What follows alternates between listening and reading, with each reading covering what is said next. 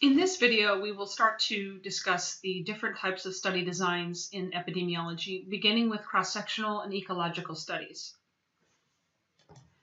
Now, in any epidemiologic study, we're fundamentally interested in understanding what are the risk factors that can cause a specific disease that we're interested in, or we may be interested in understanding what factors prevent someone from getting a particular disease. And the goal of any good study design is that it simply is as unbiased as possible. Unbiased meaning there isn't some introduction of error or influence in the collection or the design or the interpretation of the study that can affect the overall estimate.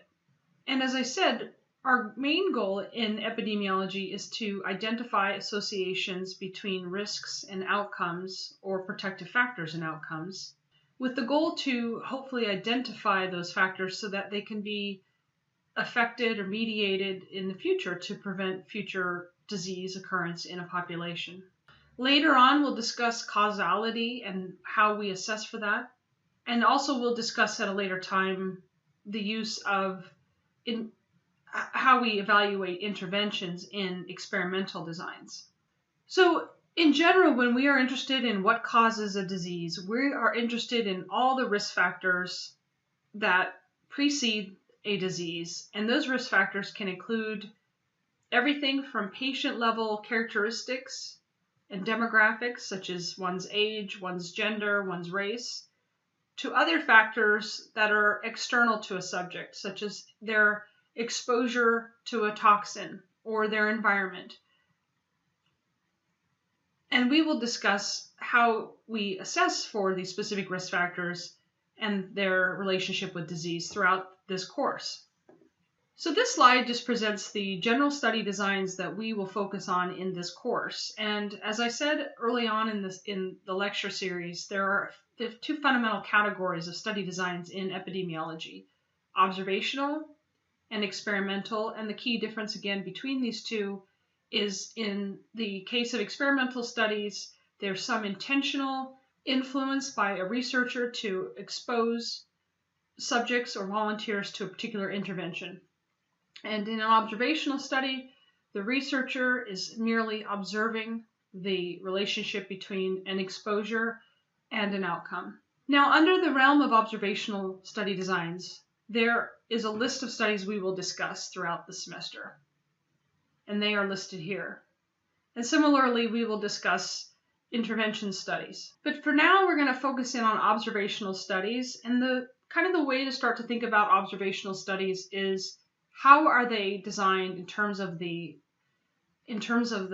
function of time. If we have a time scale of past, present, and future, we will start to discuss how different types of epidemiological studies assess for relationships between exposures and outcomes, either only at the present, which would be in the case of ecological studies and cross-sectional studies, or studies that have longitudinality associated with them, which would include prospective studies, historical prospective studies, and retrospective studies. And again, we're going to go through all of these in great detail. Now, before we do that, I want to just introduce everyone to the standard epidemiology 2x2 table. This is a common approach used to measure risks and any other measure of association in a 2x2 fashion. And the idea being that in a typical study, we have an exposed group and an unexposed group, and we're looking at one outcome or another outcome. So some sort of binary outcome and a two-level exposure. And this is essentially the standard way that we set up this 2x2 table, where across the rows represent the exposure and the unexposed groups, and then down the columns represent the outcome of either the outcome or no outcome. And each value or each cell of this table is a number of individuals that have those particular characteristics. And we will go through many examples in this class of how to populate this table and use the findings to calculate measures of association. So the first study I want to discuss is the cross-sectional study. It's also referred to as a prevalence study. And the key considerations for this type of study are that, first and foremost, this is considered a descriptive study only. It's not an analytical study. It provides a snapshot of the population under the study at a specific point in time. And risk factors as well as disease are determined or measured at the same point in time that the data are assessed.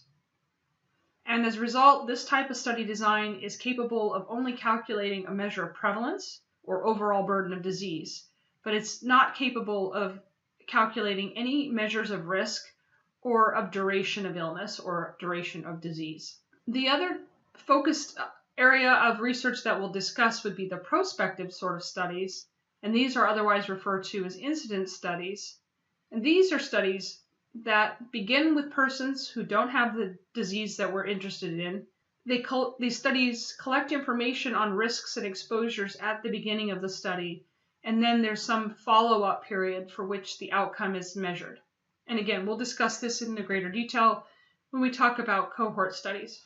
And then the retrospective type of study design is what's called a case control study. And this is a design where we essentially identify persons who have the disease of interest and a commensurate group of people who do not, and then we look backwards in time for the occurrence of a particular exposure or exposures that we're interested in. So this is a snapshot of the comparison of study designs, and once again, we're going to go into these in great detail in the subsequent, but essentially we have three categories of observational studies. Those that are cross-sectional, these are quick, exploratory looks at relationships between exposures and outcomes. We have prospective studies that look at data over a long period of time and they assess for risk. And then we have retrospective studies that also include a function of longitudinality. However, these studies are incapable of measuring risk, and I'll talk about why that is at a later time. So I'm going to go back to the cross-sectional studies now. So again, the cross-sectional study is a snapshot exploratory study that's intended to look at the overall burden of a disease.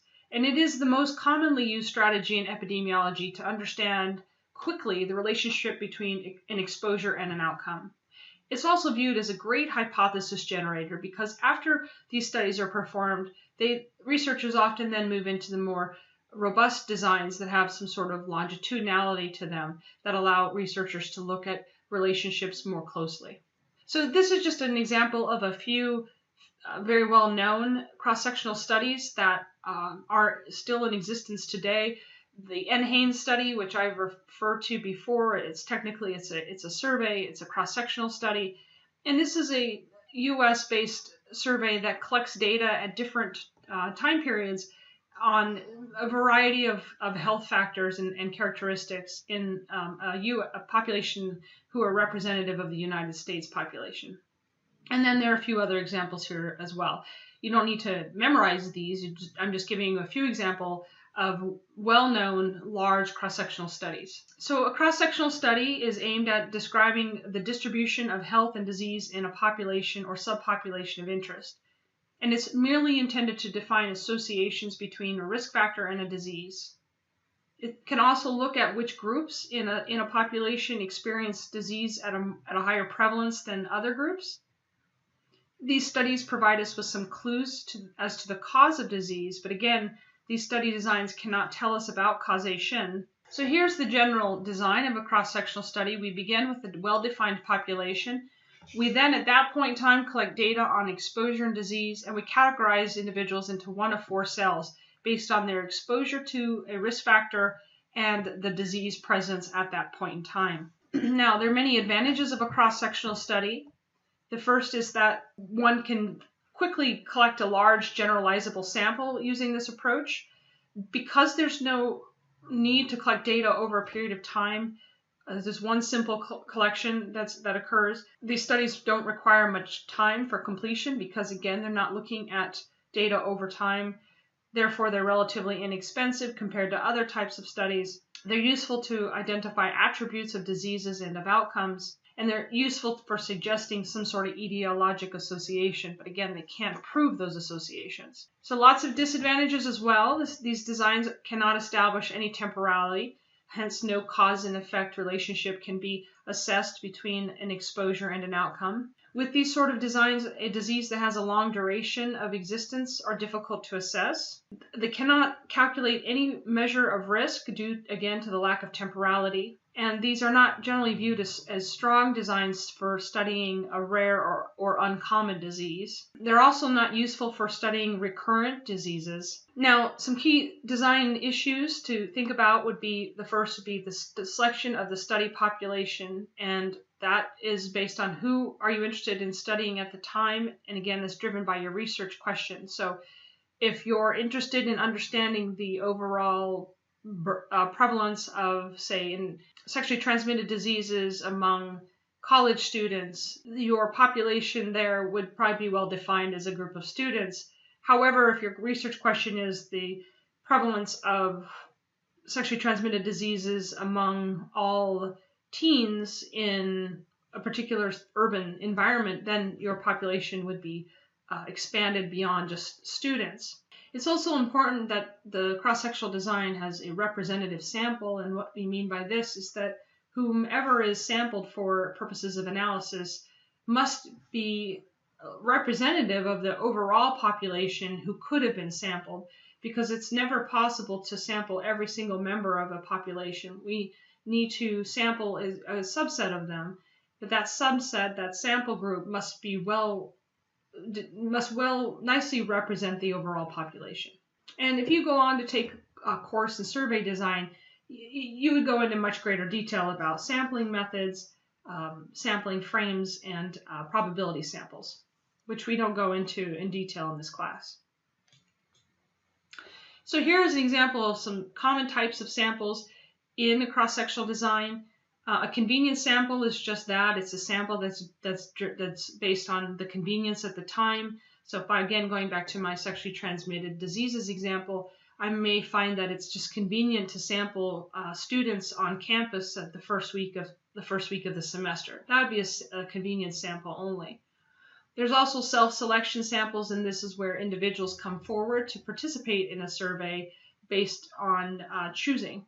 Then you can have random or systematic samples, and these are based on some sort of approach to have some sort of randomness in who is sampled and the distribution or the clustering of the samples. One has to take into account measurement concerns, and again, because in a cross-sectional study we're measuring exposure and outcome simultaneously, the study design must be such that those measures can be collected. And how they're going to be collected, again, is going to be driven by the feasibility of the sampling. And then how the sampling is to, or how the collection of data is to occur, is also something that has to be considered. Data be collected in a face-to-face interview approach, or would it be based on some web-based survey, or a combination of those? And a lot of the time, that's based upon the feasibility as well as the population who's being studied, and what would be the preferred method of interviewing for that particular population. The analysis of cross-sectional study is pretty simple. We put our data, again, in a 2x2 table where we have the exposure to the particular risk factor along the rows and whether or not the individuals have the disease down the columns. And we simply calculate the prevalences of disease in the exposed and the prevalence of disease in the not exposed, which is A over A plus B and C over C plus D respectively. And with that, we then can calculate what's called the prevalence ratio, which is the ratio of the prevalence of disease in the exposed to that in the not exposed. So here is a simple example of data from a rural town of 1,500 were selected for a study of depression. There were 1,000 women and 500 men in this sample, and of the men, 75 were assessed in this survey to have depression, and 100 women were assessed to have depression. So this is a simple cross-sectional study looking at the association between gender and depression. So gender is the exposure in this particular scenario, and hence is represented along the rows. Once populating that 2x2 table, we can now calculate the prevalences in each of the exposures. So the prevalence of depression in men is 15%, and it's 10% in women. And the ratio, therefore, is 1.5 of men to women. There are other approaches that we have in our toolbox to analyze cross-sectional studies. Some of them are listed here.